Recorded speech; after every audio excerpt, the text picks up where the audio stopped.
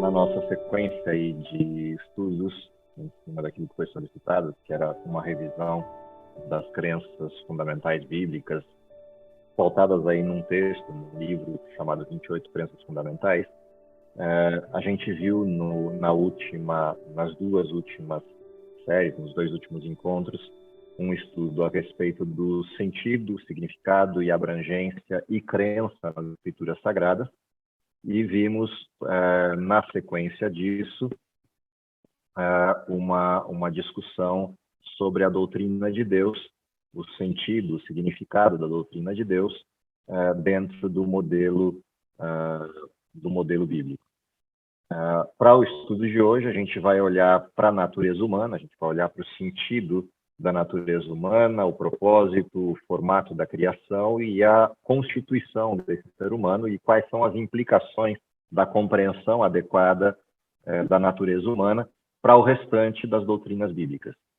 Existe um impacto direto entre o que acontece na crença em relação ao ser humano com o fator doutrinal, principalmente no que diz respeito às esperanças do cristianismo, nova terra, redenção, ressurreição, as esperanças fundamentais da história cristã, elas são diretamente impactadas por um equívoco de compreensão em relação à natureza humana. Também produz um equívoco de compreensão a história do pecado, quando a gente desvirtua o conceito de natureza humana. Então, esse é o objetivo desse passar de olhos por essa questão da doutrina do homem. Vou começar pela questão da doutrina da criação, para a gente pensar um pouquinho biblicamente como é que a criação é apresentada para a gente e, a partir disso, como é que o ser humano, dentro dessa criação, é pautado no modelo bíblico. Então, quando a gente fala da criação e da natureza do homem, olhar especificamente para esse aspecto criação é a gente pensar como é que a criação é apresentada no Gênesis, de que maneira a estrutura da criação é pautada no livro de Gênesis. O olhar para a criação em Gênesis é um olhar que assume o modelo criativo como criação ex nihilo, como modelo de criação a partir do nada, a partir da vontade direta de Deus. Deus disse e logo tudo apareceu. Essa referência, esse olhar para a criação a partir desse fenômeno, seja lá na palavra em hebraico, ou seja na versão latina, criação a partir do nada, significa que todas as coisas vieram a existir exclusiva e diretamente pela vontade de Deus, pela apresentação direta da vontade de Deus. Não existia matéria prévia pela qual ou da qual Deus dependesse para criar alguma coisa. Ele é o único ser no universo capaz de criar a partir do nada. Isso é uma crença fundamental, é uma crença básica no modelo bíblico. Se você me perguntar, existe como provar essa crença? Não. Exatamente por isso ela continua como um modelo de crença direta. Embora ela faça sentido lógico, a partir do momento que a gente assuma Deus como ser absoluto do universo, é lógico afirmar que a criação teria que ser ex nihilo. Mas isso não significa que eu possa provar que a criação foi assim. O único jeito de eu provar que a criação foi dessa forma é se eu encontrasse Deus e ele criasse alguma coisa a partir do nada, algo inexistente a partir do nada em minha frente. E ainda assim, eu só teria como provar que ele foi capaz de criar algo a partir do nada que eu conhecia, porque eu não teria como provar que ele criou absolutamente do nada, porque eu não tenho como comprovar que ele não tenha trazido partículas, matéria ou qualquer outra coisa de outro lugar, simulando um desenho criativo. Portanto, criação ex nihilo é uma crença derivada de outra crença, a crença de que Deus seja absoluto, o assumir que Deus seja absoluto. Independente de, a Bíblia está estruturada a partir disso, que significa dizer que todas as coisas que conhecemos a nível de planeta e a nível de mundo em que habitamos começaram no Éden, na criação descrita em Gênesis 1. A segunda referência importante, diretamente relacionada com isso, é a literalidade do relato de Gênesis. A doutrina bíblica de fundo, a doutrina básica bíblica, assume que a criação, conforme disposta em Gênesis, ela é literal, ela ocorreu daquela maneira. E isso tem um implicativo direto em uma série de outras coisas, na sequência do modelo. A primeira delas é o estabelecimento de um ciclo contínuo, chamado semana. A segunda delas é a interrupção desse ciclo contínuo a cada 7 dias por um determinado dia, chamado de sábado, Gênesis capítulo 2. A prerrogativa da adoração a Deus nesse dia, decorrente da literalidade da criação em 7 dias, e de que o 7º dia, como o conhecemos hoje, esteja posto a partir da criação como uma determinação direta de Deus, como um modelo de convocação direta de Deus. E uma terceira coisa importante no olhar para a criação são os princípios que estão por trás dessa criação. Deus criou o mundo completo, perfeito, acabado no sentido pleno da sua potencialidade e existência, com possibilidade de desenvolvimento e ampliação nas suas estruturas a partir de fenômenos regrados por Deus na natureza. E esses fenômenos, regidos por leis naturais criadas e postas por Deus, esses princípios regeriam daí para frente a estrutura do mundo em que vivemos. Dentro dessa perspectiva, quando a gente fala de mundo perfeito, estamos falando de um mundo absolutamente regrado e estável a partir dessas referências de leis naturais mantidas por Deus. Afinal de contas, as leis naturais já dão conta de cara que o modelo é entrópico. O modelo ele degeneraria se não tivesse alguém mantendo o modelo.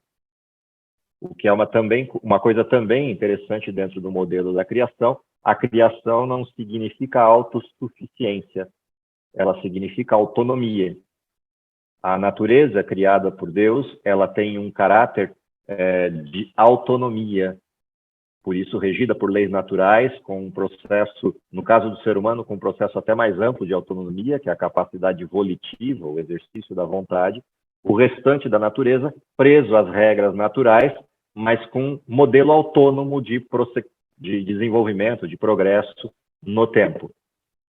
Essa estrutura de autonomia, que é diferente de autossuficiência, é um outro princípio fundamental dentro da criação.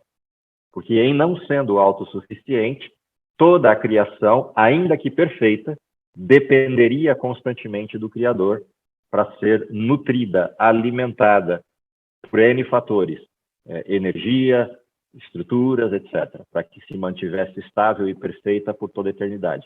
Portanto, Deus não é só o Criador, ele é o mantenedor de todas as coisas que criou. Ele sustenta todas as coisas que foram criadas. Nessas três perspectivas que olham para a criação é que a gente observa a natureza humana.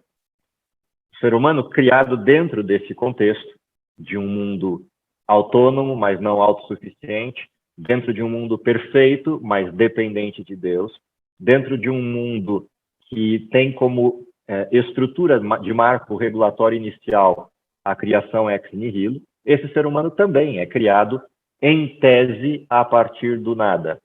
E esse a partir do nada diz respeito à questão da criação da vida e não necessariamente a forma que Deus elegeu para criar o ser humano. E aqui há uma coisa curiosa, diferente da criação do restante da natureza. A criação do ser humano, Deus se utiliza de um elemento de base, de um elemento primário, para criar o desenho do que seria o ser humano. Quando a gente olha para Gênesis 2 e para Gênesis 2, a descrição feita ali da criação do homem, o texto nos revela que Deus formou o homem a partir do pó da terra. E quando a gente observa essa abordagem, a gente pode ter a tendência inicial de achar, bom, então Deus usou uma matéria-prima existente para criar o ser humano. O problema é que, imediatamente após desenhar o boneco ou criar essa escultura semelhante ao ser humano, Deus transforma esse ser humano em carne e osso, que não tem nada a ver com a sílica presente lá no barro ou com os elementos fundamentais presentes lá no barro. O que significa que ali acontece também um modelo de transposição ex nihilo. A razão pela qual o texto traz Deus criando um boneco com as suas próprias mãos e não dizendo apareça o ser humano, tem muito mais relação com a questão de proximidade, afinidade de Deus com os seus filhos, do que a necessidade do barro para criar o ser humano. Afinal de contas, não restou, exceto para aqueles que eventualmente vão trabalhar na terra, não restou barro em nós, não restou terra em nós. Somos carne, somos osso, não somos barro. Essa transposição miraculosa de Deus, ela demonstra que, de fato, o poder criativo de Deus não dependia daquela terra ou daquele barro inicial no molde desse boneco. Era simplesmente um ato de afeição de Deus, proximidade de Deus em criar com suas próprias mãos, mostrando a dedicação meticulosa de Deus na criação deste ser. Questões à parte em relação a isso, o fato é que esse ser humano criado guarda na referência de Gênesis capítulo 1 uma expressão importante ali, que aparece no verso 28, de que esse ser foi criado à imagem e semelhança com o Criador. E essa imagem de Deus torna-se o primeiro referencial importante de identidade desse ser humano, mas não só. Posta também a relação desse ser humano com o seu Criador.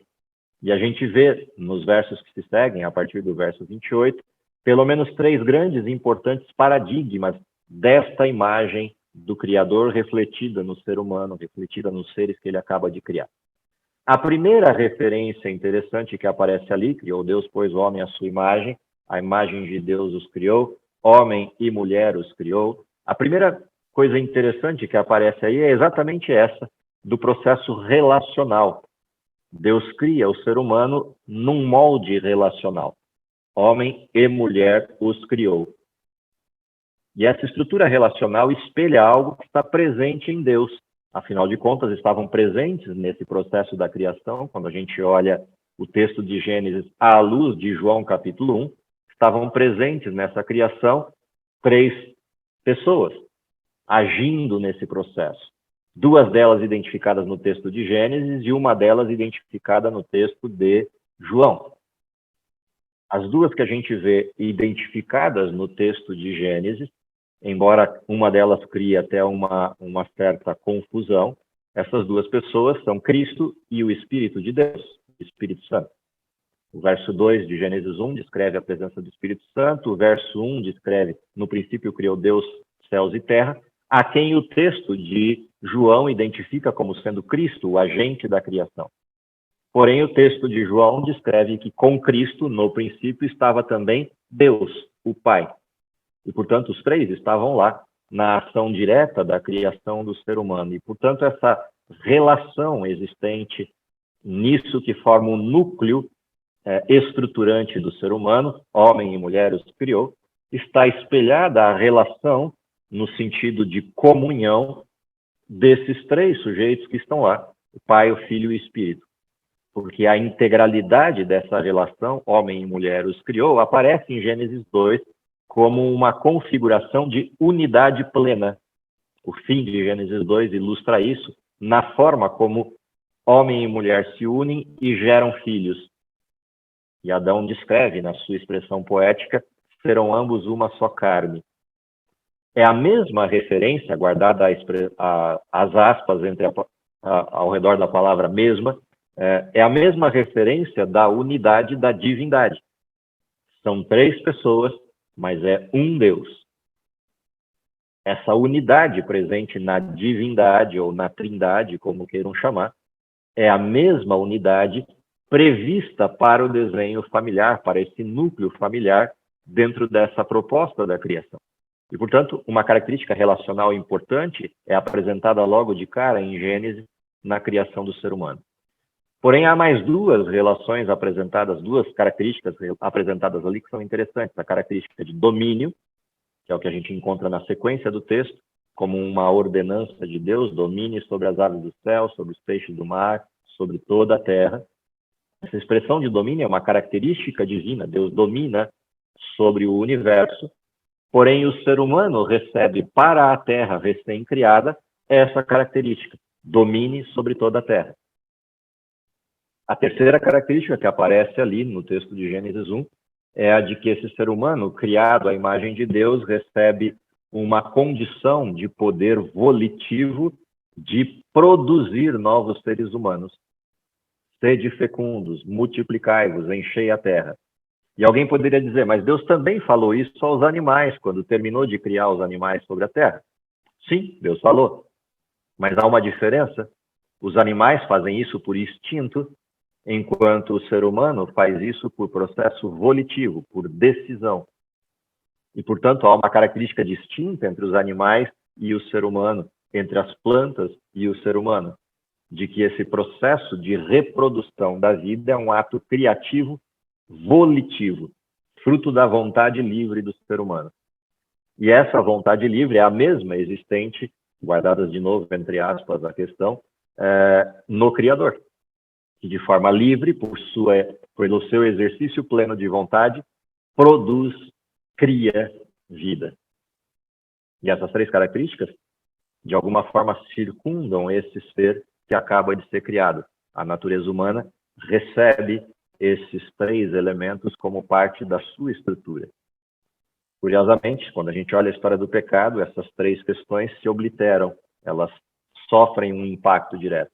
O ser humano perde o domínio sobre a natureza, embora ele consiga ainda exercer um certo domínio por conta da sua inteligência, a sua capacidade criativa, mas ele não domina a natureza no sentido pleno. Ele pode reagir a ela em algumas questões, até controlar algumas questões, mas ele não tem mais domínio absoluto. A natureza não obedece o ser humano no sentido direto. A estrutura relacional se partiu em milhares de pedaços e se desfez ao longo do tempo, e a capacidade criativa do ser humano, essa coisa que Deus fornece enquanto elemento de bênção ao ser humano, ela também se deteriora por conta da deterioração das relações humanas. E não só isso, aquilo que seria uma criação perfeita agora começa a trazer defeitos ao longo do processo e nascem ao longo da história humana bebês, crianças que carregam defeitos fruto dessa degeneração produzida pelo pecado. Então, embora a criação continue ocorrendo, porque é um dom dado por Deus, ela já não é perfeita. Ela já não acontece na dimensão perfeita como no plano original.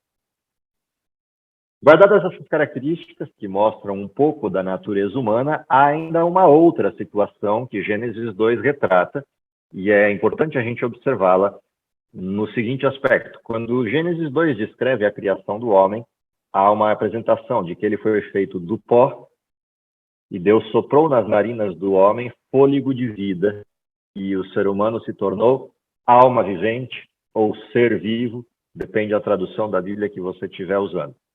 Independente de qual seja a tradução, essa expressão alma vivente ou ser vivente é o produto somatório e integrado desses dois itens. Daí a expressão que aparece lá no original, nefesh, alma vivente ou ser, no sentido pleno. E essa expressão denota um ser uno, indivisível, integrado no sentido pleno. O interessante é que na criação do ser humano, como o pecado já existia no universo a partir de Lúcifer, há uma ordem dada por Deus, a partir de um modelo de testagem de fidelidade, que é a questão da árvore da ciência do bem e do mal, e o resultado da desobediência, comendo do fruto que estava naquela árvore, seria a morte. E a pergunta que a gente tem que fazer para Gênesis, antes de continuar a leitura do texto bíblico, é o que significaria em Gênesis morte. Se vida ocorre a partir de pó mais fôlego, morte é o caminho inverso. Portanto, eu olho a alma vivente, menos fôlego e pó, sobra o quê? Morte. Morte é isso. É a ausência dessa integração. Fôlego e pó se desfazem. O fôlego, que é a vida, é de Deus, e a ele pertence. O pó, que é a relação física do modelo da criação, retorna ao seu estado original pela dissolução do ser humano. E, portanto, a morte é a ausência da alma vivente, é a ausência deste todo. E, portanto, a ausência desse todo é nada. é vazio outra vez. O interessante é que na história do pecado, em Gênesis 3, Satanás propõe um estado intermediário, onde ele propõe que a cisão de fôlego e pó resta em algo que não é a morte. A proposta de Satanás é: certamente não morrereis. E ele sustenta essa tese do não morrereis depois da intervenção de Deus. Como Deus interviu no processo de Gênesis 3 e disse: eu morro no lugar do ser humano, Satanás vê o seu plano ruindo, o seu plano caindo por terra. E ao cair por terra o plano de Satanás, ao cair por terra o plano dele de acusação a Deus, o que a gente vê como ocorrência direta desse processo é que essa apresentação de modelo, de referência apresentado por Satanás, não vai morrer, ela se deturpa para uma outra direção. A direção que aparece a partir desse momento, ou seja, a referência que aparece a partir desse momento, é que Satanás cria uma ilusão de que essa divisão fôlego e pó implica em que o pó de fato se desfaz, o corpo se desfaz, mas isso que era o fôlego não é bem o fôlego. Ele pega esse termo, alma vivente, com qualquer outro nome que se dê para ele, e ele cria uma ideia imaterial de que algo persista pós-morte. E essa percepção nova, essa ideia nova, permeia vários campos da filosofia antiga e moderna e adentra o processo religioso, ao ponto de que, em um determinado momento, a própria cristandade assume a existência de algo imaterial persistente pós-morte. E isso dá origem a uma teoria, que vira uma teologia, que é a imortalidade da alma. Porém, isso não é bíblico, isso é filosófico, mas não é bíblico. Está presente na filosofia grega, no dualismo platônico, está presente na filosofia oriental, na divisão físico e espiritual, ou corpo e espírito. Está presente no cristianismo, nas abordagens de corpo e alma, ou corpo, alma e espírito, nas vertentes cristãs, modernas principalmente. Porém, não é bíblico. E a razão pela qual isso não é bíblico é porque, em primeiro lugar, a Bíblia estabelece qual é a natureza humana, e, em segundo lugar, quando tratado desse assunto em trechos da Bíblia que questionam alguns desvirtuamentos da história humana, a gente encontra definições bastante claras de que morte é, de fato, o fim de tudo. Não há conhecimento, não há persistência, não há consciência na morte. A única coisa possível para retornar à vida é a ressurreição. Nesse aspecto, também há algo de importante nesse retrato. Assim como a criação é ex nihilo, a ressurreição é ex nihilo. Se a vida surgiu do nada, o retorno a ela também é do nada. Por isso é que a gente olha para o estado do homem na morte e verifica a forma como ele se dissolve. Por exemplo, pessoas que são cremadas e as suas cinzas jogadas no mar, os milhares, milhões, bilhões de pedaços que sobraram nessas cinzas, não são a base para o retorno à vida. A recriação de Deus não depende disso. A ressurreição é um processo de recriação a partir do nada, como a criação original também foi a partir do nada. E daí a importância de entender a criação desta forma, porque senão a recriação seria impossível ou dependente de algo físico. Outra coisa importante desse desvirtuamento de mensagem de Satanás é que, uma vez que eu diga que o ser humano tem uma parte dele que persiste viva, apesar da ordem de Deus, vai morrer, primeiro eu estou negando que a ordem seja verdadeira. Deus mentiu e enganou quando disse que o ser humano morreria, porque alguma coisa persiste depois disso. Então Deus é mentiroso. E essa também é uma das intenções de Satanás, tornar Deus alguém não passível de confiança, alguém não digno de confiança. Outra coisa que implica dizer que persiste algo é que, se persiste algo, eu terei que escolher para onde esse algo vai, o que acontece com essa estrutura do ser humano pós-morte. E aí as implicações dessa imortalidade começam a se tornar bastante significativas. Por exemplo, para que ressurreição se eu sou imortal? Por que eu teria que voltar ao corpo que me prende se eu posso ter uma existência fora do corpo? Uma outra questão é, a morte de Cristo, se houve então um processo de persistência depois da morte, eu tenho um problema. Se Cristo morreu e algo persistiu, seu corpo foi para a tumba, mas uma parte dele ficou viva, vagueando por aí, eu tenho que dizer para onde essa parte foi. E aí eu tenho um baita problema.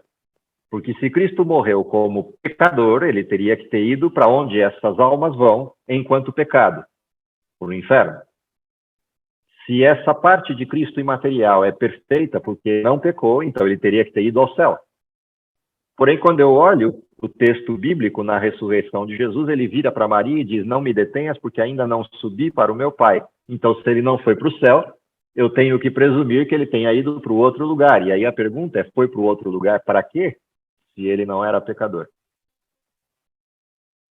Essas questões, elas pairam ao redor da morte de Cristo e tornam o assunto bastante insano, inclusive. Outro aspecto importante dentro desse desenho todo é que se eu disser que alguém morre e vai para um desses dois lugares, como que eu coaduno isso com os textos que falam de ressurreição na Bíblia? Por exemplo, imagina que Lázaro tenha morrido e, como morto, sendo um discípulo de Jesus, teria direito à justiça de Cristo e ir ao céu. Mas, caprichosamente, Jesus vai lá e tira Lázaro da tumba e ele tem que sair do céu, retornar para a terra para viver nessa desgraça que esse mundo é. E para morrer de novo depois. Não faz muito sentido isso. E se eu disser que Lázaro morreu e estava no inferno, então não fazia também sentido o fato de que ele fosse um discípulo de Cristo. E se eu disser que ele morreu e foi, por exemplo, para um terceiro lugar, um purgatório, para pagar suas contas, faria menos sentido ainda trazer ele de volta à Terra para cometer mais pecados para pagar mais ainda. O que torna o assunto bastante delicado. E as ressurreições da Bíblia se tornam realmente piadas de mau gosto.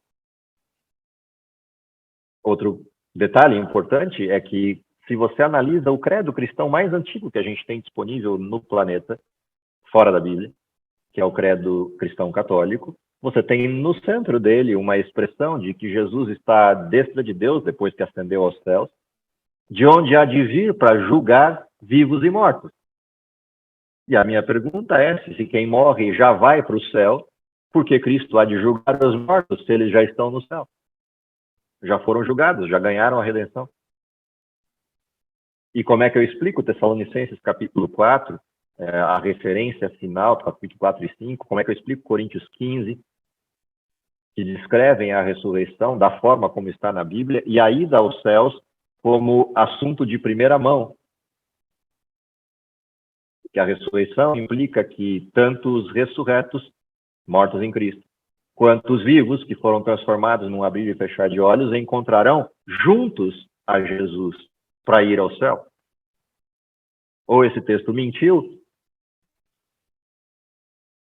se eles já estão no céu e terão que voltar à terra para ir de novo, o texto mentiu, dizendo que nós vamos encontrar Cristo nos céus juntos para ir para o céu juntos. Eles já estavam lá. Todas essas coisas são implicações diretas dessa alteração no desenho da natureza humana. E isso tudo tem um propósito. Afinal de contas, se uma parte do homem é imortal e persiste depois da morte, primeiro Deus mentiu, logo o pecado não responsabiliza o homem. Afinal de contas, se eu posso permanecer vivo para pagar pelos meus pecados, eu tenho uma segunda chance sem precisar de Cristo. Segundo, eu posso fazer tudo o que eu quiser fazer na Terra, desde que eu não cometa nenhum pecado abominável que me levaria direto ao inferno. Eu posso cometer toda a sorte de pecados que eu quiser pecar, porque eu posso depois cobrir essa conta durante um tempo de purgatório e desfrutar o céu como todo mundo. A outra questão é que se eu já estou vivo persistentemente, eu não preciso que Cristo volte para me ressuscitar. Eu não dependo dele. Por isso, a mensagem da ressurreição, a mensagem da vinda de Cristo tem caído no desuso em uma parte significativa da cristandade atual. Afinal de contas, se eu já estou no céu, não preciso de Cristo. As coisas se resolvem sozinhas. Então, esses elementos são significativos para as intenções de Satanás, para as formas como Satanás, de alguma maneira, tenta enredar o ser humano para doutrinas espúrias. Não de maneira inválida, Jesus vai nos advertir em Mateus 24 o cuidado que devemos ter com a falsidade, com as falsas doutrinas, com os desvios doutrinários e com os falsos mestres dos últimos tempos, porque a quantidade de engano produzida no mundo para sustentar essas teses espúrias vai aumentando em escala exponencial. De certa maneira, a questão da doutrina humana se encaixa agora com a doutrina de Deus, e essas duas doutrinas iniciais do modelo bíblico fundamentam boa parte, se não a grande quantidade, esmagadora quantidade de doutrinas bíblicas. Uma variante aqui e uma variante na doutrina de Deus derruba todas as demais doutrinas e desvirtua todo o formato do plano da redenção e da forma como a Bíblia apresenta a intervenção de Deus para o resgate do ser humano. Creio que sobre essa doutrina, num resumão assim, essa é a parte mais importante, mais significativa desses textos que a gente tem em relação à natureza humana. Acho que por aí já está de bom tamanho para hoje.